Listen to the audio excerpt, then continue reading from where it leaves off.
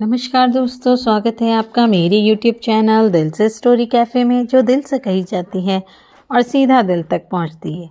तो चलिए शुरू करते हैं आज की कहानी। दादी का अपना सफ़र। शहर के छोटे से मकान में रहने वाली सुनीता दादी को बचपन से ही स्वेटर बुनने का शौक़ था। उनकी उंगलियां ऐसे चलती थीं जैसे ऊन से कहानी बुन रही हो। कभी लाल स्वेटर, कभी चेक डिज़ाइन, कभी फूलों वाला नमूना। पर एक कमी हमेशा रहती, उनके अपने बच्चे कभी उनके हाथों का बना स्वेटर नहीं पहनते थे। माँ, ये पुराना स्टाइल है, कोई नहीं पहनता आजकल।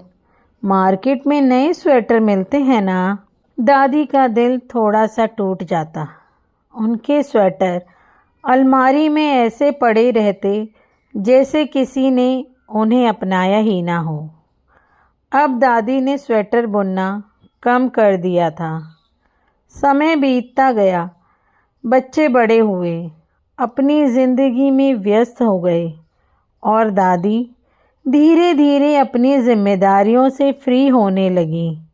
एक दिन जब दादी सुबह सुबह पार्क में सैर पर जा रही थी, उन्होंने कुछ गरीब बच्चों को सुबह की सर्दी में स्कूल जाते बिना स्वेटर के देखा।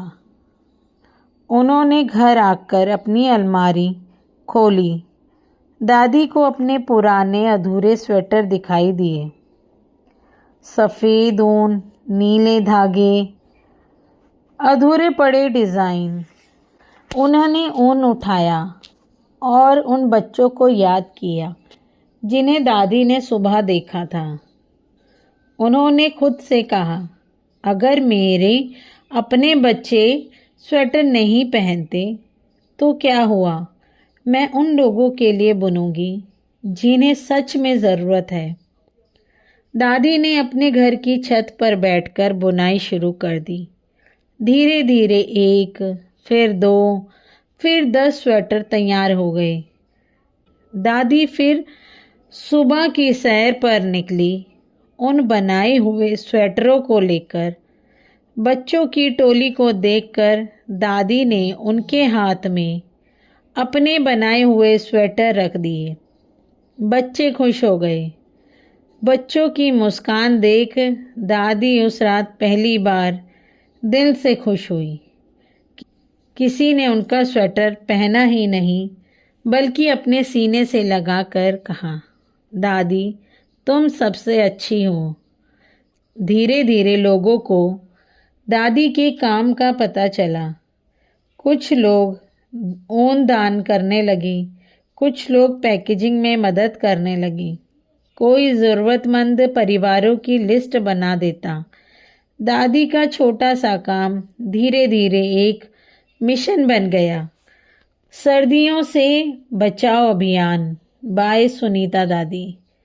अब हर सर्दियों में दादी कई स्वेटर बुनती थी, अनजान लोगों के लिए, उन बच्चों के लिए, उन बुजुर्गों के लिए जिन्हें कोई नहीं पूछता था।